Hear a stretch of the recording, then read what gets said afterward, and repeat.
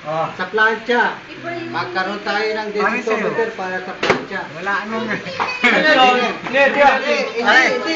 Sabihin natin, hindi niya na-overprint lahat ng block. Hindi. Wala nang wala lang. Pwede spokesperson to, sasagutin mo. Ang ano dyan, kung ano yung kailangan sa imprenta, ibibigay natin lahat yan. Ano yung kailangan sa plancha? Meron tayo dyan. Kuha tayo ng makina na kahit sa last order. Hindi, medyo malayo yung ano. Ano, lumalawak na. Pero, ito lang, simple. sasagutin ko.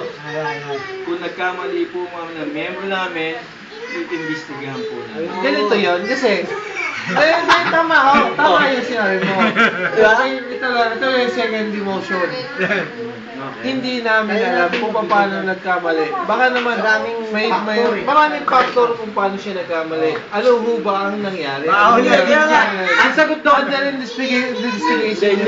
Kasi gusto talaga. Kasi siya yung kliyente, siya sa kanya may mali, di ba? Kami on our part, kami po, iimbestigahan namin ang nangyari sa trabaho nyo. At kung ano man ang nangyari, ano man ang resulta ng aming investigasyon, iprepresenta namin sa inyo. Bahala na kayo. At ito po, ang sinasabi ko sa inyo, patutunayan namin ang credibility Pare, ng grupo.